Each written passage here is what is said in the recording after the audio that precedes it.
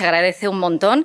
Y bueno, lo primero, daros la bienvenida a todos y a todas a esta segunda edición de Dones.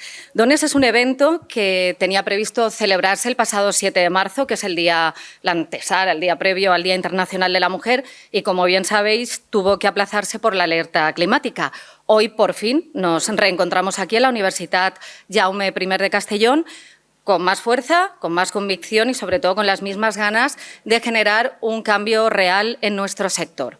Os damos la bienvenida a los que estáis aquí y también a los que se han conectado por streaming. Hola a todos y a todas también, alumnos de la Universitat CEU Cardenal Herrera y también alumnos y alumnas de ESIC. Y bueno, antes de empezar, presentamos a los invitados que tenemos aquí. Javier Bellón Laoz es decano de la Facultad de Ciencias Humanes y Sociales de la UGI. También está Rocío Blay, directora del Departamento de Ciencias de la Comunicación y miembro de la Junta del Gobierno del Colegio. También está Magdalena Mut, es vicedecana del grado de Publicidad de la UGI. Y también Víctor Roca, que es presidente del Colegio Oficial de Publicidad y Relaciones Públicas. Un aplauso, por favor, y comenzamos. Adelante, don Javier. Muchas gracias, Raquel. Bueno, buenos días a todos, a todas. Bienvenidos a la Universidad Jaume I, a esta segunda jornada Dones que organiza nuestra universidad junto con el Colegio Oficial de Publicidad y Relaciones Públicas, que además se inscribe en los actos que la Universidad Jaume I preparó en su momento, como ha dicho Raquel, para celebrar el Día de la Mujer. Bien, yo creo que Raquel ya ha presentado a los que estamos en la mesa. Bueno, repito simplemente, me acompaña Magda Mut, la vicedecana del grado de Publicidad y Relaciones Públicas, Rocío Blay, la directora del Departamento de Comunicación y de la Junta de Gobierno del Colegio de Publicidad, y Víctor Roca, el presidente del Colegio de la Publicidad, ¿no? Es así, de la Publicidad. Bien, en primer lugar, cedo la palabra a la profesora Magda Mut. Gracias, Javier. Buenos días a todas y a todos. Para mí, hoy es un día muy especial. Estamos aquí todos reunidos y reunidas. Entonces, me gustaría empezar dando las gracias al Colegio de Publicitarios de la Comunitat Valenciana por organizar estas maravillosas jornadas. También a la Agencia Estimado y a todos los colaboradores que participan de este evento. Como representante de la titulación de publicidad, quiero daros a todos y a todas la bienvenida a este espacio que lo que busca es reflexionar, debatir y avanzar en un tema tan crucial para nuestra profesión y también para nuestra sociedad. La publicidad no solo refleja el mundo que nos rodea, sino que también tiene el poder de transformarlo. Y en este sentido, el papel de la mujer, tanto desde todos los lados, ¿no?, en los que participamos en el proceso, merece una mirada profunda y comprometida.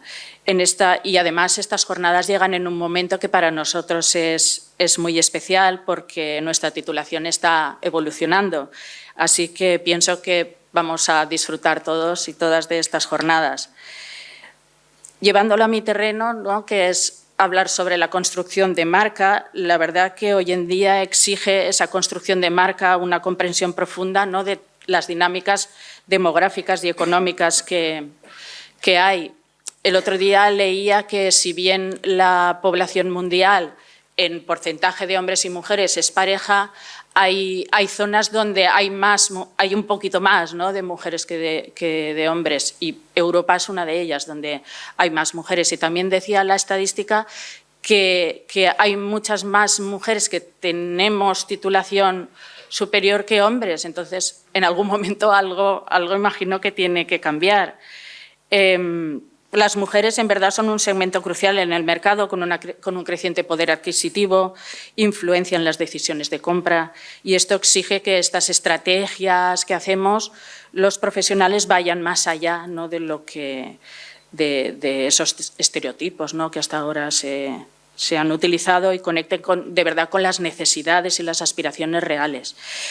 Leía el otro día que Ida Liu, que es la directora global de Citibank, decía: se prevé que controlemos más del 50% del mercado global de riqueza en los próximos 5 años, una transferencia de riqueza sin precedentes y lo cifraba en 30 billones de dólares que pasarán a manos de las mujeres.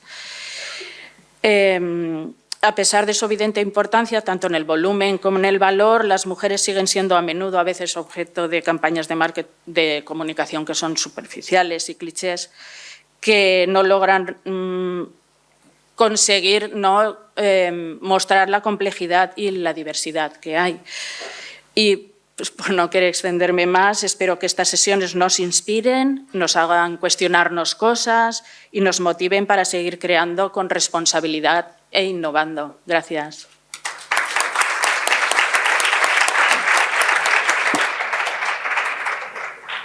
Muchas gracias, Magda.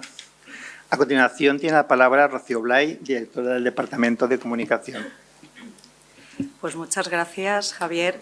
Y bueno, en nombre del Departamento de Ciencias de la Comunicación, quiero agradecer esta iniciativa, ¿no? Y sobre todo el compromiso del Colegio de la Publicidad y de la Agencia Estimado, ¿no? Por organizar estas jornadas que ni más ni menos lo que pretenden es sensibilizar y acelerar los cambios sociales que necesarios, ¿no? Para alcanzar esa igualdad de género en el sector publicitario que, como ahora veremos, es un reto que tenemos sobre la mesa y que debemos abordar. Como comunicadores que somos, todos los que estamos aquí, ¿no? Tenemos que ser conscientes de ese poder transformador que tienen la comunicación, ¿no? A veces no somos capaces de ver la fortaleza, ¿no? y el poder que tenemos en nuestras manos para cambiar percepciones, para eliminar prejuicios, para no perpetuar estereotipos. Y por ello, desde aquí hoy vamos a tener la oportunidad, como decía Magda, ¿no? de aprender, de reflexionar de la mano de las mejores académicas, estudiantes, egresadas, profesionales, todas ellas invitadas, inspiradoras y grandes referentes que están siendo parte de este cambio y que ya está llegando, ¿no? a prosperar y a llegar a buenos resultados. Tenemos un gran punto de partida, que fue el año pasado. Esta es la segunda edición de Dones y tenemos que saber el punto, ¿no? en el que nos quedamos el año pasado. Fuimos capaces allí de retratar, tanto con el trabajo de Más Mujeres Creativas como con la tesis doctoral de Chari García, que las agencias de publicidad, las plantillas, nos presentaron resultados muy contundentes. Están formadas por 50% hombres y 50% mujeres en la plantilla, como decía Magda, igual que la población mundial. Pero, sin embargo, en la dirección hay un desequilibrio muy importante. El 25% lo ocupan mujeres y el 75% de puestos de dirección lo ocupan hombres, con lo cual ahí empieza el desequilibrio. Pero si mirábamos por departamentos, y ese es el punto de partida que concluimos en Dones, la primera edición, los departamentos de creatividad, a modo de titulares, porque no voy a hacer todo el repaso, las mujeres desaparecen a los 35 años. Y esto tenemos que saberlo, tenemos que analizarlo, ser conscientes y luchar por ello. Veníamos en el coche justo hablando de estos temas. El informe al que hacemos referencia, en el que nos basamos en la edición del año pasado, se titula ¿Por qué te vas?, ¿no? Y con este punto de partida es con el que queremos hoy avanzar en el tema y hablaremos, pues además de dar un paso adelante y hablar de seguridad en el entorno laboral, del respeto necesario tanto para hombres como para mujeres y sobre todo de igualdad. Y qué mejor manera de hacerlo que con un sector unido. El hecho de que hoy compartan con el Colegio de la Publicidad la mesa de clausura todos y todas las representantes de la profesión, vamos a tener a DIRCOM con su presidenta, a ADE Comunica con su vicepresidenta y la propia UGI, nos indica que estamos dando pasos firmes para comprometernos con esta igualdad y luchar contra toda forma de violencia que perjudique a las mujeres. Si miramos nuestras aulas en publicidad especialmente y miramos la sala que tenemos aquí, el 85% somos mujeres y creemos que merecemos estar y mantenernos en aquellos puestos de trabajo que son nuestra vocación y para ello nos formamos y los estudios dicen que estamos sobradamente preparadas, o sea, muy por encima en algunas ocasiones de género masculino. Además, mirando más allá del sector publicitario, estamos en un momento clave donde debemos apuntalar los derechos que ya hemos alcanzado y no permitir un retroceso. Y me refiero a otro tema que ha salido en el coche en el que veníamos de Valencia, cómo estamos viendo que en Estados Unidos se está comenzando a penalizar a las empresas que tienen planes de igualdad. Y me parece un tema escandaloso y que debemos poner foco y ver de qué manera se pueden frenar estas inercias que realmente nos van a hacer retroceder en derechos. Por tanto, estamos en un momento crucial para estas jornadas, para reflexionar sobre todos estos temas y si somos capaces de observar las estructuras empresariales, reflexionar sobre los contenidos comunicativos que emitimos y como sector nos unimos para proponer acciones conjuntas, yo creo y espero y soy optimista de naturaleza que las cosas tienen que ir mejor. Muchas gracias.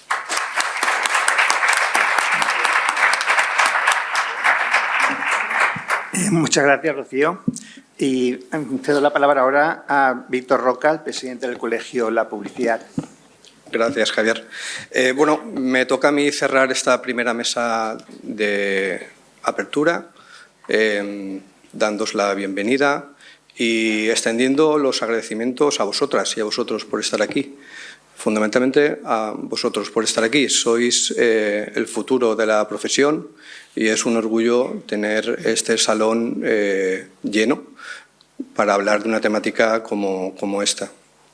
Somos una profesión pequeña a nivel de sector, pero muy grande a nivel de la capacidad que tenemos de comunicar. Y la voz de todos es muy importante para defender los derechos por la igualdad. Los que trabajamos en agencias, en marcas, en la universidad, somos muy conscientes que este tipo de jornadas son necesarios para, entre todos, levantar esta voz por la igualdad de todos. Es la segunda edición que celebramos este año en UGI. Es un honor y un placer estar aquí con vosotros. No quería dejar de agradecer a Juanvi, miembro de la Junta, y que ha tenido la iniciativa de iniciar estas jornadas, que esperemos que sirvan durante muchos años para concienciar la necesidad de defender la igualdad de todas y de todos. Y bueno, creo que venimos todos a escuchar a las y los ponentes, así que creo que no es necesario extendernos más en los agradecimientos. Gracias a la universidad por acogernos en esta coorganización y, Javier, cuando queráis podemos iniciar.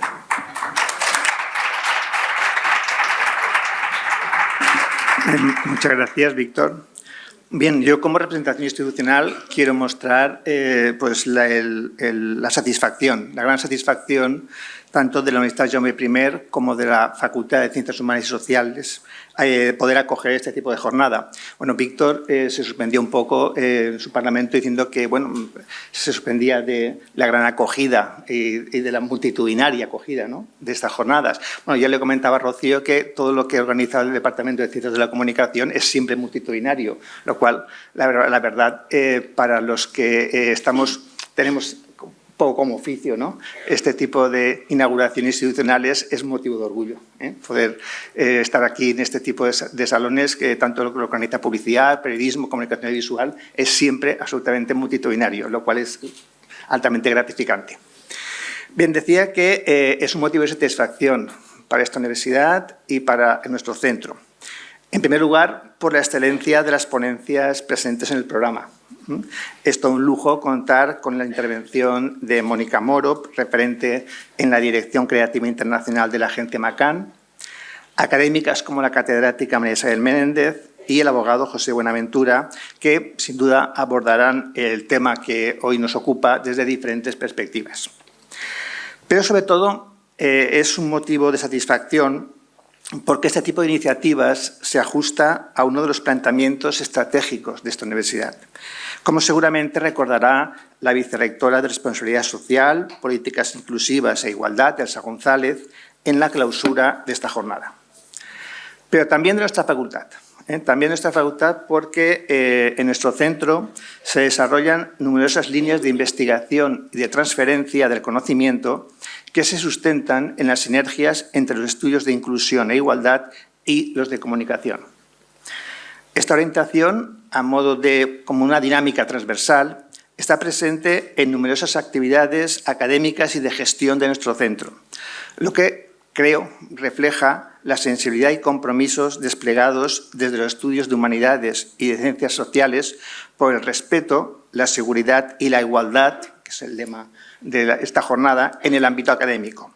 Y como proyección, por supuesto, para futura hacia el sector profesional.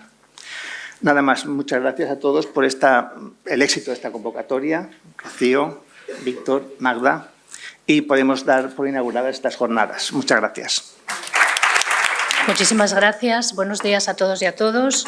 Y bueno, tengo que empezar, como no puede ser de otra manera, en primer lugar agradeciendo la invitación. Es para mí un lujo y un placer poder compartir esta mañana con todos vosotros y vosotras, y especialmente con el futuro de la profesión, que entiendo que sois quienes ocupáis la mayor parte del auditorio. Y bueno, siempre es un placer. Yo doy clase en comunicación audiovisual, pero en la Universidad de Burgos no tenemos grado de publicidad específico, así que sí tenemos asignaturas, pero no tenemos un 100% de alumnado que se va a dedicar a la publicidad. Así que en este sentido me siento muy privilegiada de estar hoy aquí, también con las compañeras con las que comparto mesa y con las que están en esta universidad y que conozco desde hace mucho tiempo y a quienes admiro a todas ellas. Así que bueno, voy allá entonces, me voy a adaptar al tiempo que me han dicho religiosamente, porque he puesto ya el cronómetro, y me gustaría empezar, en primer lugar, por explicar el título de mi intervención. ¿Por qué Mad Women, las creativas como motor de cambio? Bueno, pues en primer lugar por la necesidad de solventar un hurto histórico, que es la información o el conocimiento de la presencia de las mujeres en el propio sector publicitario.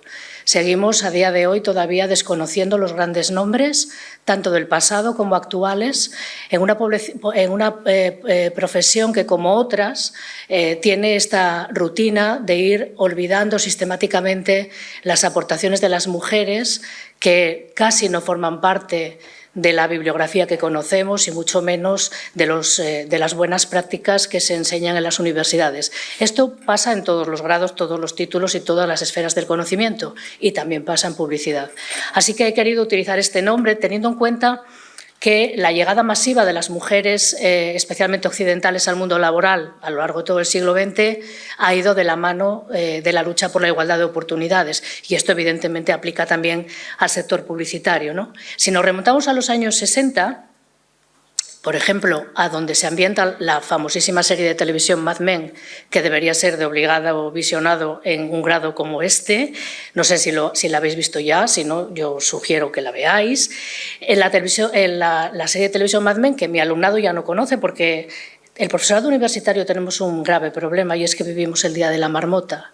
Cada año somos un año mayores, pero vosotros y vosotras siempre sois iguales, porque siempre llegáis con la misma edad. Así que cuando yo enseñaba Mad Men hace un montón de años, mi alumnado la conocía porque era de esa generación, y ahora me miran como si yo fuera un perro verde. ¿De qué me estás hablando? Eso es muy antiguo. Bueno, es muy antigua la serie porque tiene más de 10 años y esto es pues muy antiguo, y sobre todo que está ambientada en los años 60 del siglo XX, que nos suena como el Pleistoceno avanzado, pero os la recomiendo mucho porque nos habla precisamente del origen de lo que yo quiero contar hoy, y es lo que se ha dado en llamar en la literatura la revolución creativa de los años 60 en publicidad, también edad de oro de la publicidad, y donde nos vamos a encontrar, y en la serie se ve bastante bien, cómo las mujeres luchan por un espacio propio en ese sector publicitario, pues como hubiera dicho Virginia Woolf, una habitación propia en el sector publicitario, donde obviamente no se las tenía en cuenta y donde era un sector totalmente dominado, ¿no?, por la presencia de los varones, que además las consideraban, no sé si esto está todavía de actualidad, me temo que sí, como un objeto y no como una compañera de trabajo, mucho menos como una creadora con talento, ¿no?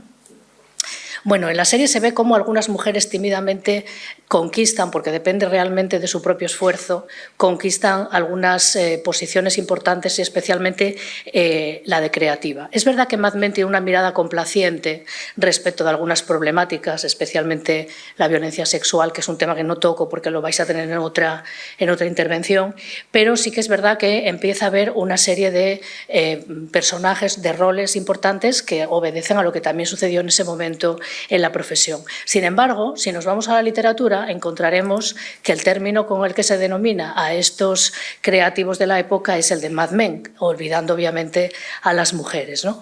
En la serie de televisión hay un personaje que nos interesa sobre todo a nosotras y nosotros, que es Peggy, que es esta mujer que vemos ahí defendiendo uno de sus trabajos y que es precisamente, yo creo que el modelo de mujer que pelea para hacerse un hueco como creativa. Empieza obviamente con un puesto diferente, básico, en la agencia a donde llega, y después, aparte, obviamente, a través de su propio talento, pues alcanza un rol mejor, ¿no? Y no se echa atrás a pesar de todas las dificultades con las que se encuentra. Entre ellas, a destacar el propio machismo, no solo de sus compañeros hombres, sino incluso también de compañeras mujeres, y sobre todo el acoso y rechazo explícito de los varones que ocupan los puestos relevantes, ¿no?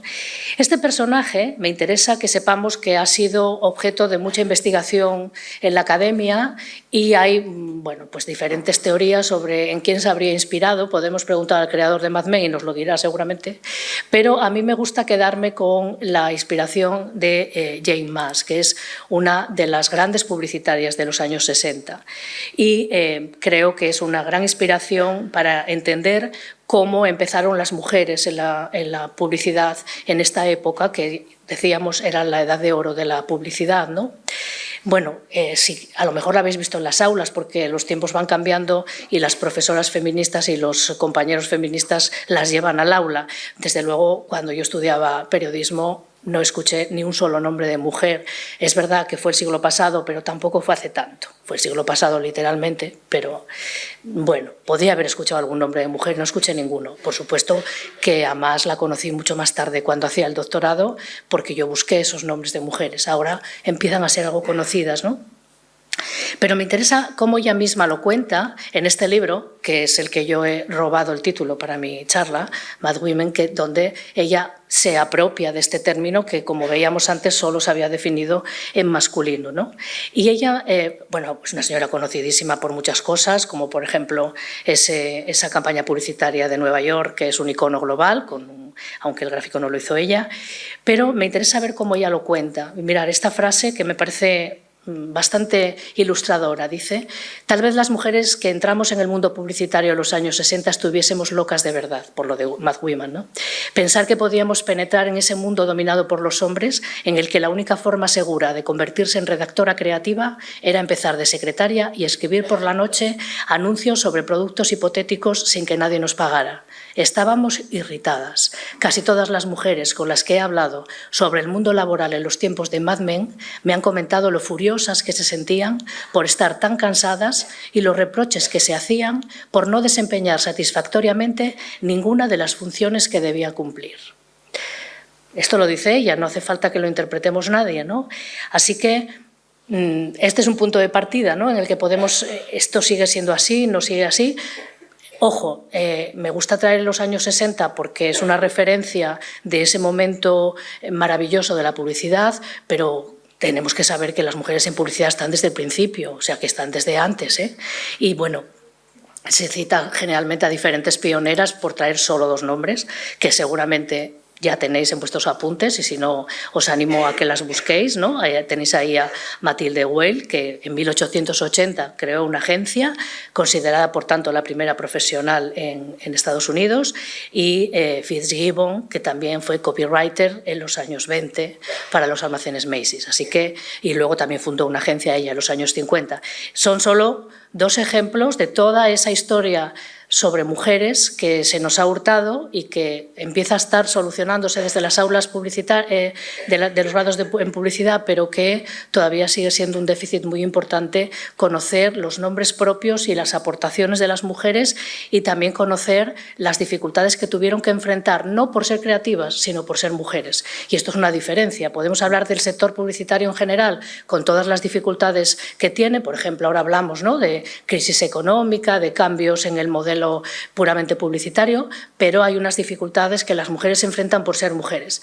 Y las que vais a salir dentro de nada de estas aulas y vais a ir a la industria y vais a intentar haceros un hueco, tenéis que saber los retos que os esperan para que vayáis preparadas. Es verdad que lo que yo os voy a contar no es especialmente positivo, pero también os digo que si yo me hubiera dejado llevar por las cosas que escuché cuando hacía mi doctorado, me habría metido debajo de una alfombra y no hubiera salido, ¿no?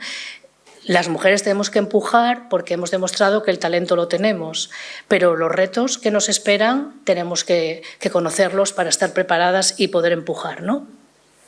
Como se decía en la exposición inicial, en la mesa de presentación de la jornada, la profesión se ha feminizado. Esto en las ciencias de la comunicación en general, no exactamente igual. Yo estudié periodismo en una época en que no había, en la universidad donde yo estudié en Santiago de Compostela, porque yo soy asturiana y en Asturias no hay facultad todavía hoy de comunicación. Estudié en Santiago de Compostela cuando solo había la carrera de periodismo y éramos 90% de mujeres. Yo ahí ya noté que había algún problemita porque al poco de yo salir egresada, bueno, de aquellas decíamos licenciadas, de aquella universidad, ese 10% de señores, todos ellos estaban trabajando y con unos puestos muy buenos. Y el 90% de mujeres, pues hicimos lo que pudimos y desde luego todas no estábamos trabajando. Lo que ya me habló de una cuestión, ¿no? Te puedes preguntar, siempre que hay cuando se habla de cuotas o de impulsar el trabajo de las mujeres, automáticamente salen voces que nos advierten de, ojo, no vaya a ser que vayamos a contratar a todas las que no valen para nada. Caramba, vaya precaución siempre cuando tenemos un 90% de licenciadas con expedientes, muchos de ellos bastante brillantes, nos preocupamos por si contratamos a las menos válidas de esas, pero cuando se contrata el 100% de los licenciados no hay ni una sola pregunta sobre a ver si se va a colar alguno que no fuera el mejor, ¿eh? Así que ojo con este especial prurito ante la posibilidad de que alguna mujer no sea lo suficientemente buena, porque no deja de ser una mecánica patriarcal para contrarrestar el avance. Así que esto es lo primero, ¿no? Pero es verdad que entonces en publicidad en mi universidad no había. He visto después cómo todos los grados de comunicación se han feminizado. El menos feminizado es comunicación audiovisual, en el que yo doy clase, donde somos 50 y 50 aproximadamente el alumnado, un año con otro, más o menos. Pero periodismo está feminizado y publicidad también. Y, sin embargo, la fuerza laboral luego nos va a enseñar esa inversión, ¿no?, en las cifras, sobre todo, como ya adelantaba un dato, sobre todo a partir de cierta edad. Es decir, cuando las carreras profesionales se deberían consolidar, vemos que sucede lo contrario, en el caso de las mujeres que no en el caso de los hombres. Porque uno de los elementos, ahora voy a volver sobre él, uno de los elementos significativos que se dan en la actividad publicitaria es el abandono de las mujeres jóvenes, ¿no?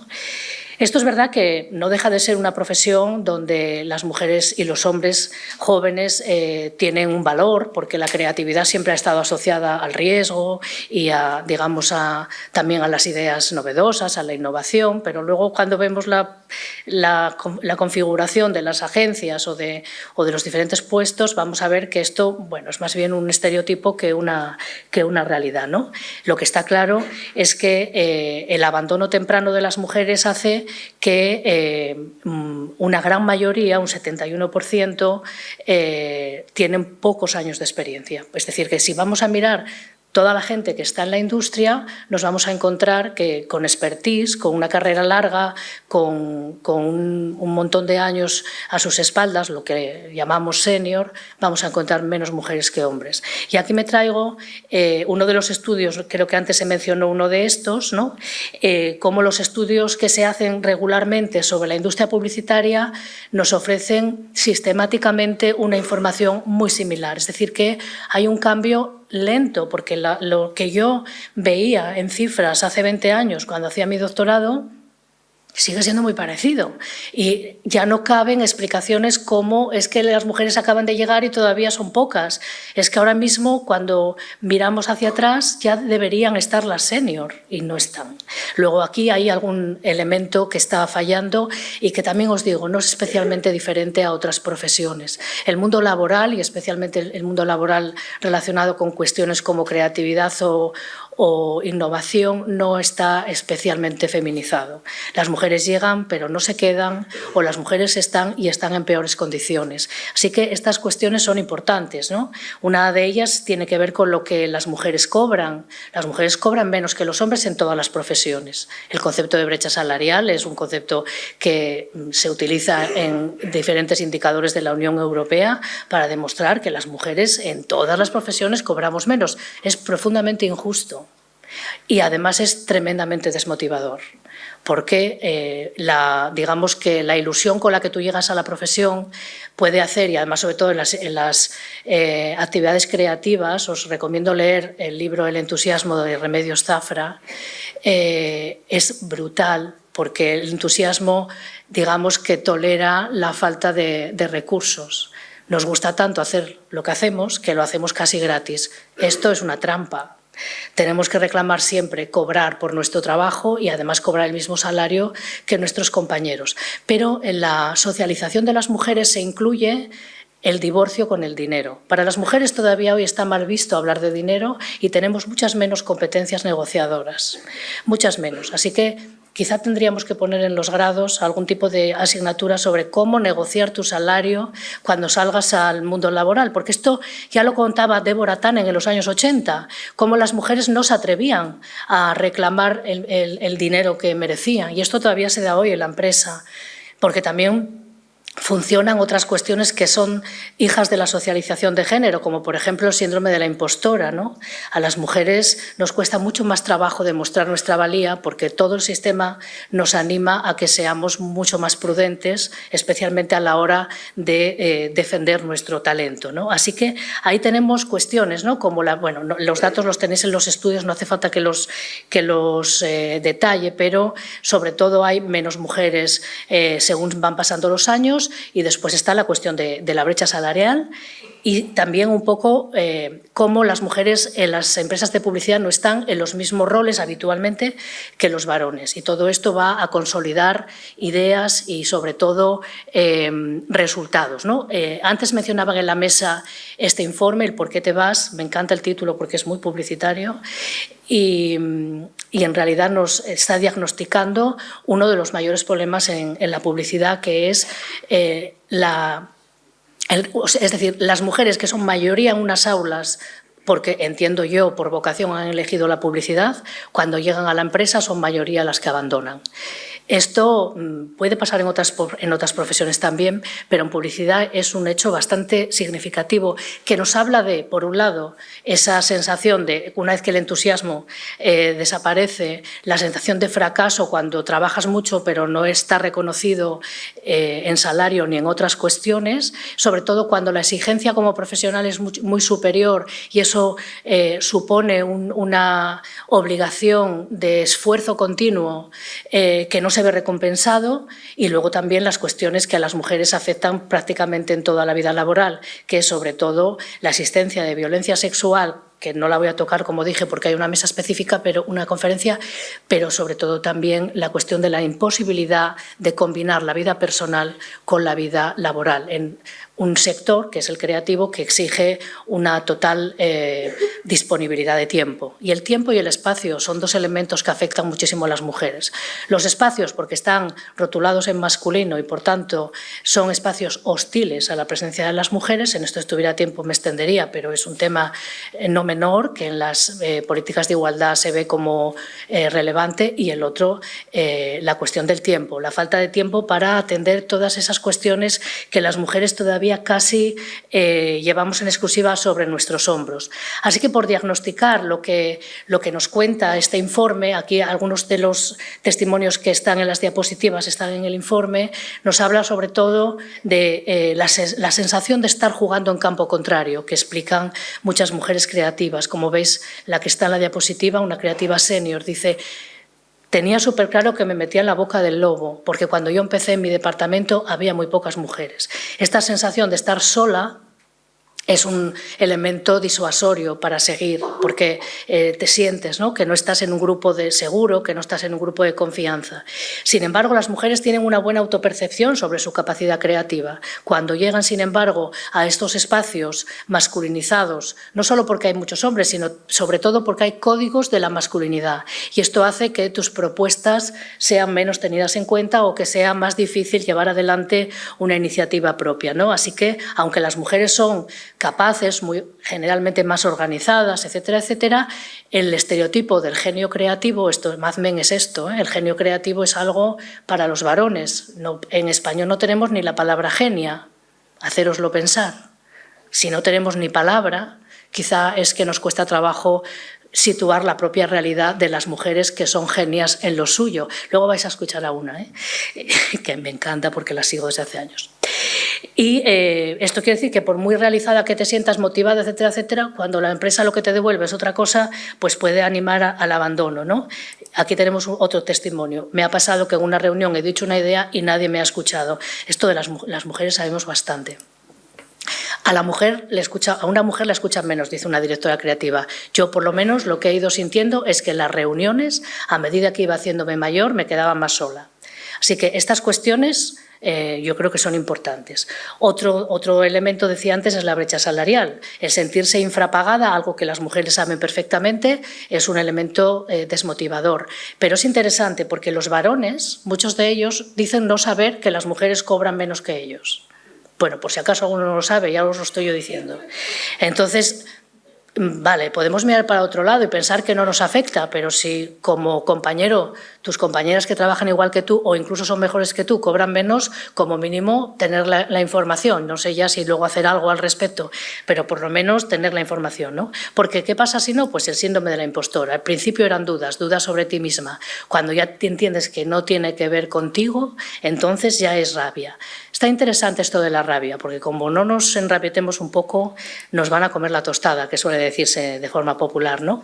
Mira, yo me he sentido infravalorada porque realmente sabía lo que cobraba mi compañero y yo cobraba menos.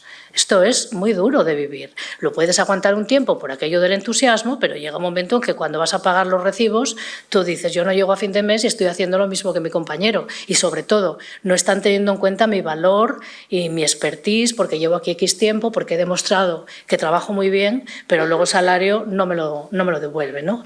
Esto nos lleva a otro elemento que es el agotamiento mental. Es una característica en las mujeres quemadas, ¿no?, que se suele decir en inglés en la bibliografía. Existen otras profesiones también, pero las creativas es más problemático y porque además interactúa con otros elementos. Por un lado, con lo que os comentaba, ¿no?, de las responsabilidades, sobre todo familiares, cuando se va teniendo una edad y se tienen responsabilidades en el ámbito personal, empiezan a ser difíciles de contrarrestar con este exceso de petición de tiempos. Muchas veces las mujeres, cuando son directivas, una de las cosas que cambian es la dedicación completa en tiempos, cuando pueden.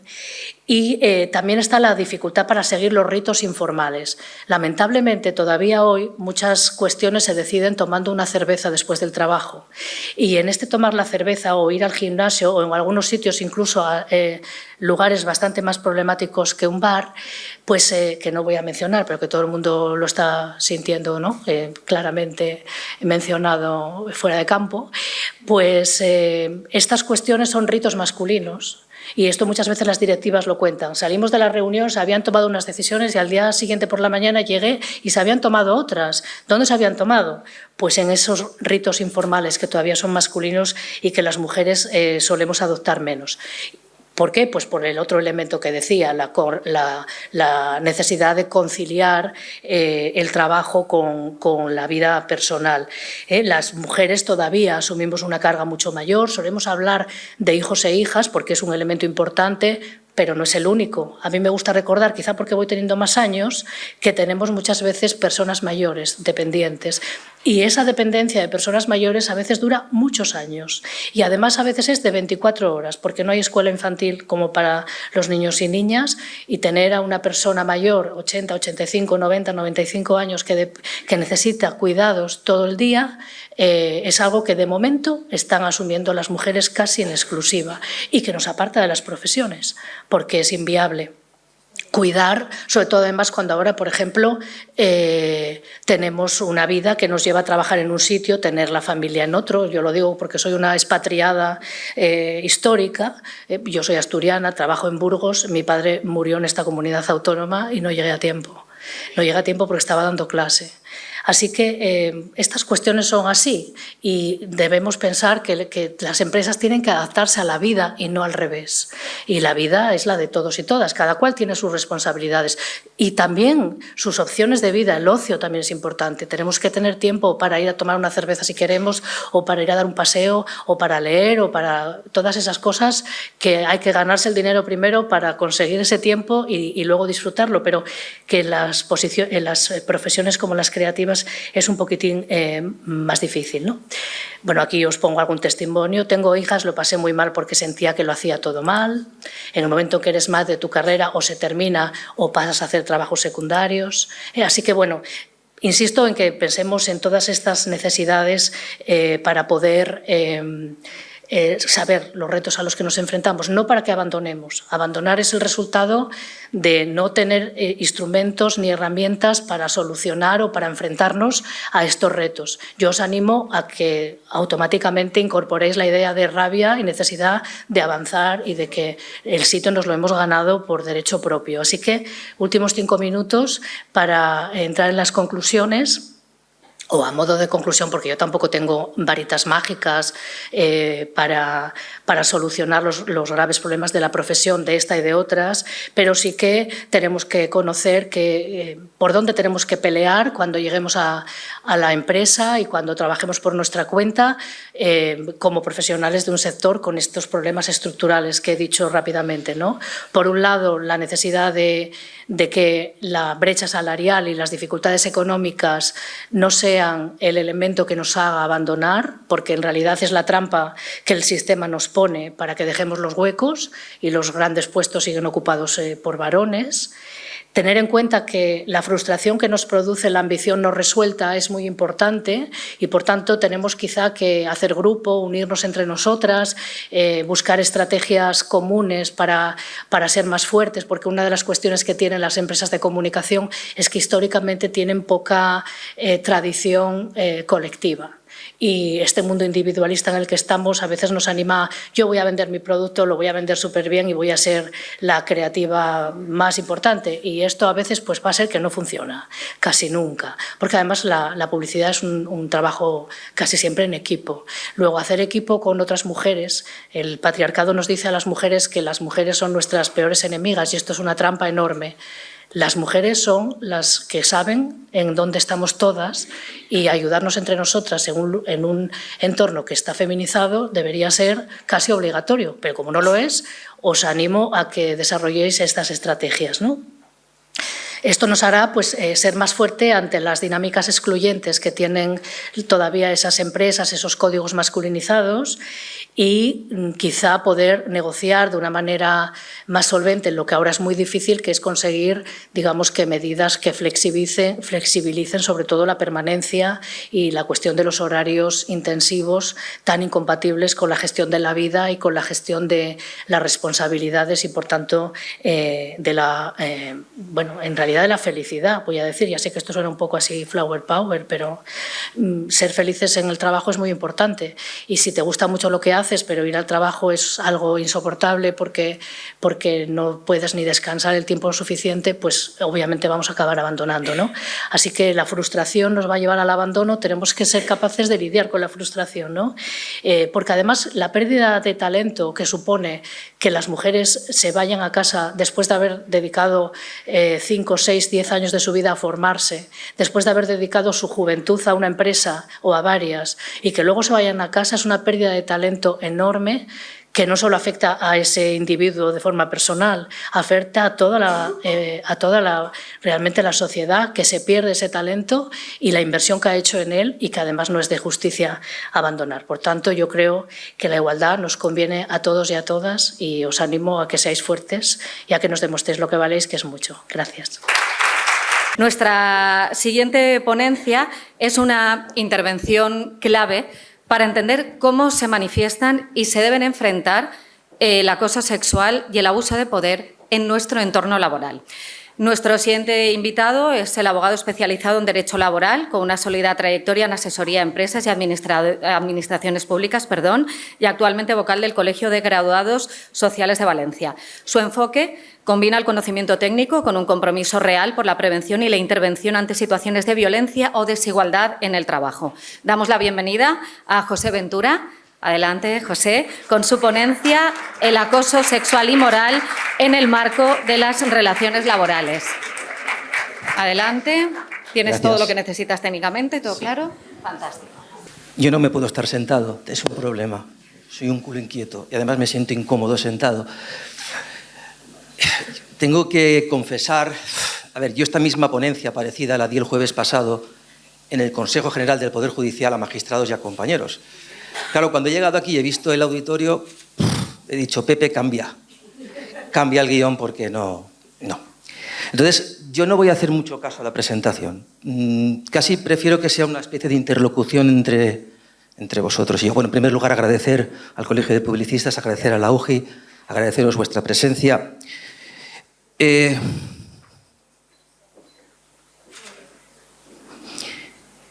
estarías tú dispuesta a hacer por la empresa? Esta fue la pregunta que Pedro Enrique le hizo a Sabina al poco tiempo de entrar a trabajar en la empresa. Cualquier cosa, respondió Sabina. Pasados 2 días, Pedro Enrique llamó a Sabina a la sala de reuniones y le recordó esa respuesta. Tú dijiste que estabas dispuesta a hacer cualquier cosa por la empresa. ¿Esto incluye relaciones sexuales? No, por favor, Pedro, estoy casada. Eso, cualquier cosa laboral, respondió ella. Pasados unos días, Pedro Enrique pasó por la sección de pescadería, donde estaba trabajando Sabina, y dirigiéndose a las compañeras les dijo, no tenéis ni puta idea de este trabajo y estáis vendiendo cada día menos. Poco después, se acercó a Sabina y le dijo, conmigo lo pasarías de maravilla. Ella volvió a rechazarle. Al poco tiempo, Sabina, viendo ese ambiente hostil, pidió un cambio de centro de trabajo. Quería trabajar en otro centro distinto, alegando que tenía problemas con su compañera Rosaura. Se le denegó. Se le denegó porque ese supuesto cambio que pedía Sabina era a cambio de relaciones sexuales con Pedro Enrique. Pasó el tiempo y sin ninguna razón aparente, Pedro Enrique tomó la decisión de trasladar a Sabina a la sección de charcutería. En un momento en que se encontró a solas con Sabina, le dijo, ¿a ti nunca te han dado una hostia? Pues a lo mejor soy yo el primero que te da la hostia. Tras esta situación de ansiedad, Sabina tomó 3 pastillas de Tranquilmalcin y solamente la intervención de su compañera Encarnación fue la que evitó que las ingiriera. Al día siguiente acudió al centro de salud, donde el médico le dio la baja. Pedro Enrique no paró ahí. Le llamó por teléfono y le dijo, por culpa de coger la baja, seguramente vas a perder el bonus anual. Ella no hizo caso, continuó de baja. Por la presión del médico de la empresa, por la presión de Pedro Enrique, se incorporó de nuevo al puesto de trabajo. Pedro Enrique la llamó a la sala de juntas. Lo que pasó en la sala de juntas no está probado. Lo que sí que está probado es que tras salir de la sala de juntas, Sabina ingirió una tableta entera de Tranquilmalcina. Tuvo que ser ingresada, le hicieron un lavado de estómago y a los 3 días la empresa la despidió. recurrió el despido. En la primera sentencia, el juzgado declaró la procedencia de ese despido. Perdón, impugnó el despido, no le dieron la razón, luego la sala le dio la razón. Hablando con una compañera suya, Juana María, decidieron compartir experiencias y vieron que habían sufrido la misma situación. Decidieron ir por acoso sexual, por la vía penal, y finalmente el Tribunal Supremo, sentencia de 28 de noviembre de 2014, condenó a Pedro Enrique por acoso sexual a 2 años de prisión y, lo más importante, condenó a la empresa al pago de 150.000 euros por daños y perjuicios. Esto diréis, bueno, pues una cuestión jurídica. No, no es una cuestión jurídica. El daño reputacional que esta sentencia, que además la podéis encontrar en las redes, el daño reputacional que esta sentencia hizo a esa empresa está cuantificado en más de 10 millones de euros. Luego sí que tiene importancia estos comportamientos, sí que tiene importancia. Hay 2 tipos de acoso. El acoso laboral, yo soy especialista laboral, el acoso laboral y el acoso sexual tipificado en el Código Penal, artículo 184. Yo no voy a entrar en las diapositivas. El acoso sexual tipificado en el Estatuto de los Trabajadores puede ser causa de despido. Si un trabajador acosa sexualmente a un compañero, a una compañera o incluso al empresario, puede ser motivo de despido disciplinario. El acoso sexual penal tiene otro componente distinto, puesto que ahí lo que ya estamos hablando es de una pena, que normalmente puede ser una pena privativa de libertad. Existen diferencias importantes en cuanto al acoso sexual laboral y el acoso sexual penal. Una de ellas, la más importante quizá, es que el acoso sexual laboral solamente se puede dar en el centro de trabajo. Os pongo un ejemplo. Una superior en Burgos, una superior de una empresa, va a llevar a su hija a la guardería. Allí coincide con un trabajador de la empresa que salta sobre el coche, la intenta besar, la intenta sacar del coche, le intenta apretar el pecho. Estos hechos fueron vistos por mucha gente, se denunció. En la vía penal fue condenado por acoso sexual, pero sin embargo luego el juzgado de lo social determinó que el despido de ese trabajador era improcedente. Y era improcedente por una sencilla razón, porque ese acoso sexual no había tenido lugar en el centro de trabajo. Se puede criticar, pero es la diferencia. Una cuestión que puede ser penalmente relevante, a veces laboralmente no lo es. Y esto enlaza también con otra cuestión diferencial en tanto lo que es el acoso sexual en el ámbito penal y el acoso sexual en el ámbito laboral. Y es algo que os va a sonar recientemente, estos últimos días está muy en boca de todos, el tema de la presunción de inocencia. Claro. En el ámbito laboral no existe presunción de inocencia.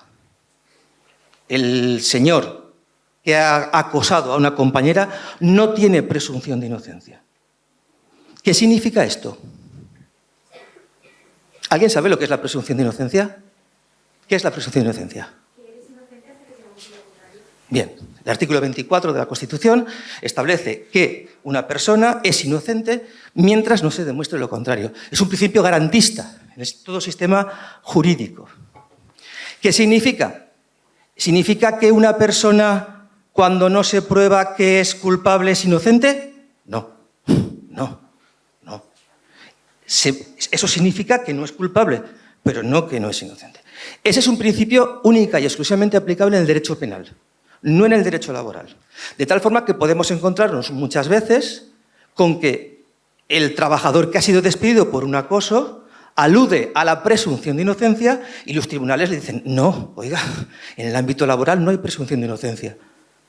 Usted no tiene la garantía de presumir que es inocente. Usted ha hecho unos comportamientos que se han tipificado y si esos comportamientos se han tipificado con el argumento del derecho laboral, usted está despedido. Aparte del despido que se puede formular las empresas contra los trabajadores que hayan cometido acoso sexual, caben otras vías de reparación. Porque, claro, la víctima del acoso sexual denuncia ese acoso sexual, la empresa reacciona frente a ese acoso sexual, despide al acosador, pero además es posible que la trabajadora pueda reaccionar frente a ese acoso porque ya no quiere trabajar en esa empresa. Y entonces el artículo 50 del Estatuto de los Trabajadores también ofrece esa posibilidad. Una trabajadora, un trabajador que ha sido víctima de acoso sexual puede instar lo que llamamos la resolución contractual. ¿Qué es la resolución contractual?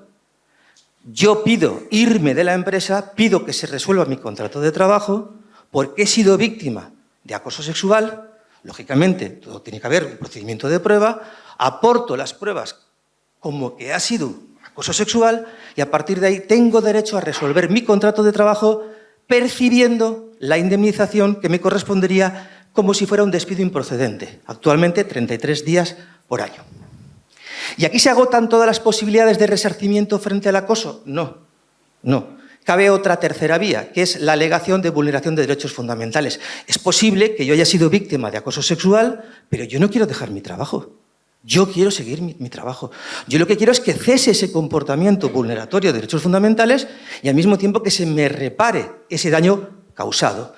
Y entonces la Ley de Jurisdicción Social permite en el artículo 183 que la persona que haya sido víctima de vulneración de un derecho fundamental, en este caso el derecho a la integridad, pueda accionar reclamando, tanto frente a la empresa como frente al presunto acosador, el cese de ese comportamiento acosador y la reparación, pidiendo indemnizaciones de acuerdo con la Ley de Infracciones y Sanciones que pueden llegar hasta los 200.000 euros.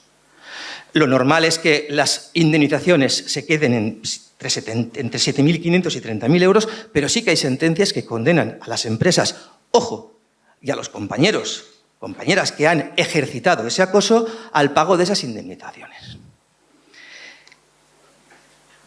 ¿Es un problema el acoso sexual hoy en día? Pues es un gran problema el acoso sexual. Parece mentira que en pleno siglo XXI comportamientos como estos no hayan sido superados ya, pero existen.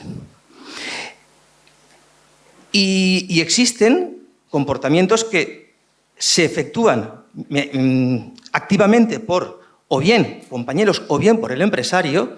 El sujeto activo del acoso puede ser un compañero de trabajo, puede ser un empresario, y se ejerce también frente a quién se ejerce ese acoso. Normalmente se va a ejercer frente a compañeros, el acoso sexual se va a ejercer de compañeros a compañeros o de jefes o empresarios a compañeros, pero también puede ejercerse a través de clientes. Hay una sentencia del Tribunal Superior de Justicia de la Comunidad Valenciana, es un caso conocido por lo menos en el ámbito laboral. Una clienta de un hotel va a recibir un masaje de estos hoteles que hay en todas las comunidades autónomas, donde hay, pues aparte de la piscina, dan masajes, bueno, pues se hace un masaje. Entra en la zona de masajes, sale corriendo a los pocos minutos, dirigiéndose a recepción, porque el trabajador que le estaba dando el masaje la había manoseado. Presentó denuncia, el hotel reaccionó con el despido y en este caso concreto, ¿recordáis lo que decía antes de que el acoso tiene que darse en el ámbito del trabajo? La Sala de lo Social del Tribunal de Justicia de la Comunidad Valenciana dijo, hombre, sí, eso es cierto, tiene que darse dentro del ámbito del trabajo, pero indiscutiblemente si un trabajador acosa a una clienta dentro de la relación laboral, también tiene que entenderse como acoso sexual. En este caso concreto, se determinó la procedencia del despido, se despidió al trabajador, no cobró indemnización alguna y nada más, ese es el planteamiento. ¿Qué se puede hacer frente al acoso? El acoso, hablo en acoso normal, pero el acoso sexual, ¿qué se puede hacer? Bueno, actualmente todas las empresas de más de 50 trabajadores tienen lo que se llama el canal de denuncias. Hay que denunciar el acoso. A partir de cuando se denuncia el acoso, la empresa está obligada por ley a activar lo que se llama el protocolo antiacoso. Un protocolo antiacoso significa hacer una serie de averiguaciones tendentes a verificar si esa denuncia tiene visos de verosimilitud y, consecuentemente, tiene que reaccionar la empresa. Si dentro de ese protocolo se concreta o se determina que efectivamente la denuncia tiene visos de ser real, la empresa tiene que reaccionar. ¿Cómo puede reaccionar la empresa? La empresa puede reaccionar de conformidad con el artículo 54.2g, activando el despido del acosador. La empresa puede sancionar. Hay casos donde la empresa entiende que ese comportamiento, siendo grave, no tiene la suficiente gravedad como para extinguir el contrato de trabajo y puede sancionar pues, con 1 con 2 meses de suspensión de empleo y sueldo. Pero la empresa tiene que reaccionar. Porque si la empresa no reacciona, la empresa se acaba convirtiendo, como en este caso, en responsable civil subsidiario. Y al final, el pago de la indemnización, cuando esa víctima del acoso demande, recaerá sobre el acosador, pero también puede recaer sobre la empresa porque no ha actuado cuando debería haber actuado. Yo no voy a extenderme mucho más, porque vamos con retraso y me gustaría, si queréis, que me preguntarais y yo os respondo. Sí que os tengo que decir una cosa. No hemos evolucionado lo suficiente, estoy totalmente de acuerdo contigo. Nos hemos quedado un poco estancados, Pero algo, y sobre todo en el mundo jurídico, que siempre somos un poquito más cromañones, lo entiendo. De hecho, se nos mira un poco mal a veces de forma injusta, pero sí que algo hemos evolucionado. Os voy a decir, en el año 2000, una palmada al culo de un compañero o una compañera, según el Tribunal Superior de Justicia de las Islas Baleares, no recabía la suficiente gravedad como para ser susceptible de causar un despido disciplinario del trabajador. En el año 2020, 20 años después, una palmada al culo de un compañero o una compañera en un cóctel de Navidad en un hotel revistió la suficiente gravedad como para ser despedido disciplinariamente el trabajador y, además, con una fuerte sanción económica por vulneración de derechos fundamentales. El mundo del derecho evoluciona probablemente más despacio de lo que debería evolucionar, pero evoluciona. Y evoluciona también, sobre todo, porque las víctimas denuncian. Y me voy al tema. No quería tocarlo, pero me veo obligado. Todos sabéis, por las redes sociales, sabéis por la televisión, lo que ha ocurrido en la sentencia, ¿vale? Reflexiones. El hecho de que no haya sido condenado no significa que sea inocente. El hecho de que no haya sido condenado no significa que sea inocente. Es no culpable. Lo cual, insisto, no necesariamente significa que es inocente. En primer lugar, imagino yo que la víctima recurrirá en casación ante el Tribunal Supremo, que es la última instancia. Yo no prejuzgo las resoluciones judiciales, porque si no estaría haciendo un flaco favor a mi trabajo. Pero, insisto, la presunción de inocencia, que solamente sirve en el ámbito del derecho penal, significa que una persona es inocente mientras no se demuestre lo contrario. Esta sentencia, cuestionable, a mi juicio, y sin entrar en el fondo de la cuestión, para mí, el máximo problema que tiene es que puede ejercer de efecto disuasorio frente a la víctima de denunciar. Y eso para mí es lo más peligroso. No entro en si es culpable, no entro en si es inocente, no entro en los comportamientos post y durante. No entro, porque no los conozco. Yo no sé, como no saben más que ellos dos, lo que ocurrió dentro del cuarto de baño. Pero sí que me da miedo que esta sentencia ejerza un efecto disuasorio frente a la denuncia de toda víctima de acoso sexual, de agresión sexual, frente al agresor. Y eso sí que para mí es un elemento muy peligroso. Resumiendo, frente al acoso sexual penal, lógicamente, denuncia. Frente al acoso sexual laboral, denuncia, y 3 vías. Una reactiva, la posibilidad de que la empresa que tiene conocimiento del acto de un trabajador que ha ejercido el acoso sexual poder despedirlo disciplinariamente, artículo 54, 2G, y 2 activas por parte de la víctima de ese presunto, de ese posible acoso. Una, resolver el contrato de trabajo con indemnización de 33 días por año. 2, activación de la reclamación de derechos fundamentales para poder continuar prestando servicios en el trabajo, que cese el comportamiento acosador y al mismo tiempo lucrar una indemnización por daños y perjuicios de un importe considerable. Nada más, si tenéis alguna duda, alguna pregunta, cualquier cosa. ¿Nada? A ver, yo creo que sí que si me dejáis que apunte, que no pase el efecto disuasorio en este caso de la vergüenza. Me da vergüenza de preguntar, porque muchas veces cuando no controlamos el vocabulario y no sabemos de qué estamos hablando, perdón, me acerco aquí, cuando no controlamos el vocabulario o no sabemos de qué estamos hablando, pensamos, voy a ver si digo algo y alguien piensa o quedo en ridículo. No. Yo solamente un apunte Eso final. no pasa, por Un apunte favor. final y termino, de verdad. Estamos en el mundo de la publicidad. Yo recuerdo, es una gilipollas lo que voy a decir, pero bueno, lo voy a decir ya en el ánimo distendido. Yo recuerdo la época de la pandemia, yo trabajaba con un banco, X, y recuerdo un anuncio, es decir, Bank Inter. Joder, a mí ese anuncio me tocó. Y yo me abrí una cuenta en Bank Inter, y sin conocer al banco. Pues esto es lo mismo, pero al revés. Si la publicidad negativa se incide sobre empresas que no reaccionan frente al acoso, esa publicidad negativa indiscutiblemente acaba repercutiendo sobre la predisposición del consumidor a elegir uno u otro proveedor, y es importante y es económicamente, para mí, por lo menos, muy determinante. No, para nada. Si lo que quiero precisamente es esto, que si alguna de las personas que estáis aquí, ¿queréis hacerle alguna consulta? ¿Queréis decirle algo a José? ¿Se os ha quedado algo por ahí pendiente?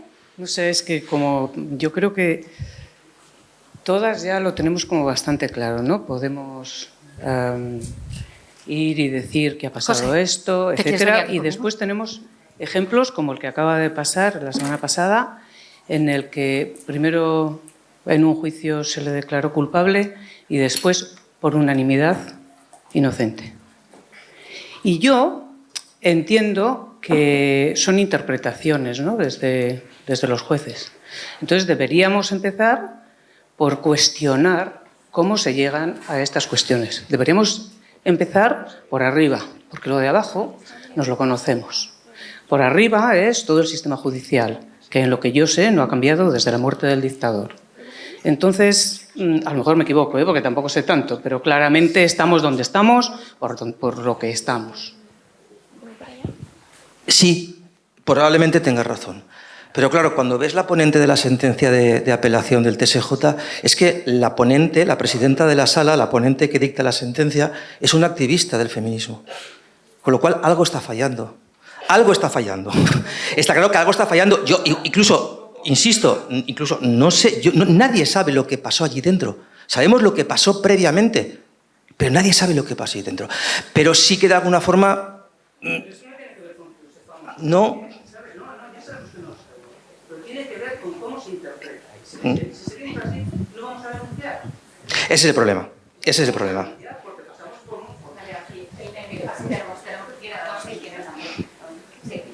¿Ya está?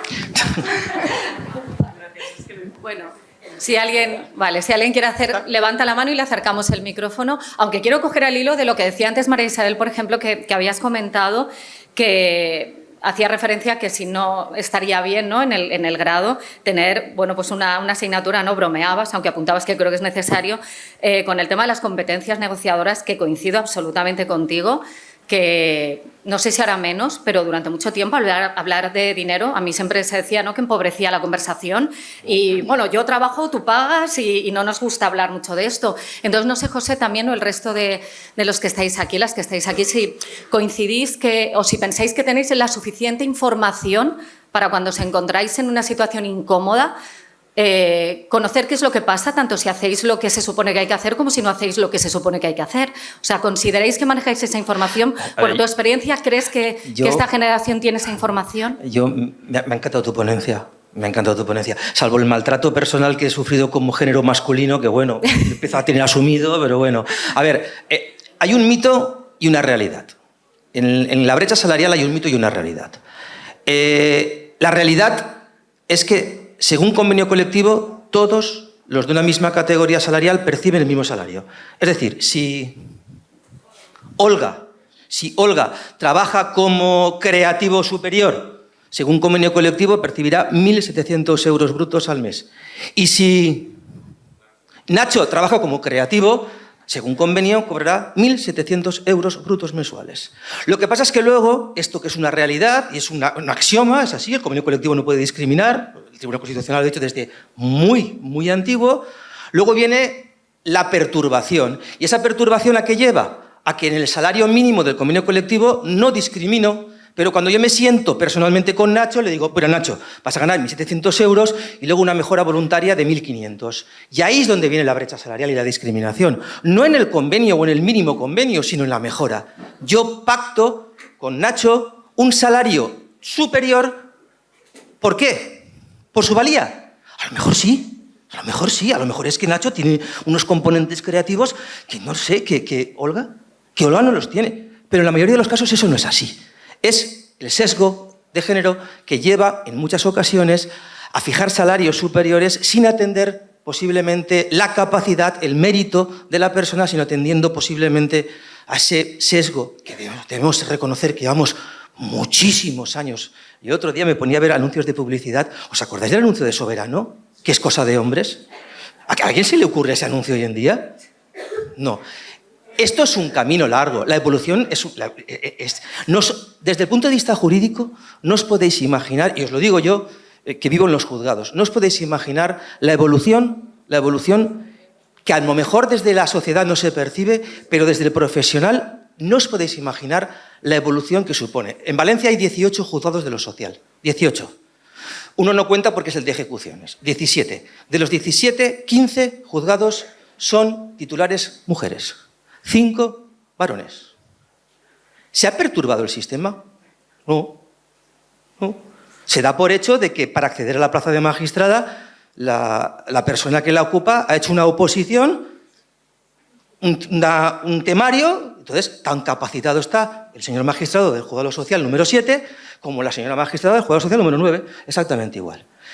Por lo tanto, a lo mejor la sociedad no ve esos cambios, pero el profesional, y hablo yo que empecé hace 30 años en el sector, el profesional que trabajamos en el mundo jurídico, vemos el avance y es totalmente imparable e irrevocable. Pero si no se traslada a la sociedad, algo está pasando, por eso digo... Pero eso ya no es un problema ni del abogado ni del magistrado a distancia. Eso es un problema de arriba.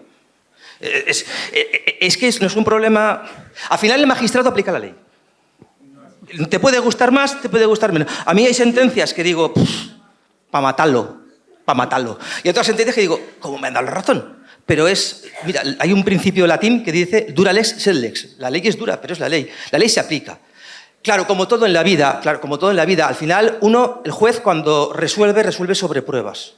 Y a lo mejor la culpa, fíjate lo que te voy a decir, a lo mejor la culpa no es tanto del juez como del abogado que no ha sabido plantear el juicio o no ha sabido aplicar las pruebas necesarias. A mí me pasa muchas veces. He dicho, ¿he perdido este juicio? No lo ha perdido el cliente, lo he perdido yo por mi incompetencia, por no saber aportar las pruebas que necesitaba el juez para darme la razón. Bueno, pues yo, si os parece bien, José, si te parece bien, si os parece bien a todos, yo lo que tengo es que mirar el reloj. Vamos a darle un aplauso a José, muchísimas gracias.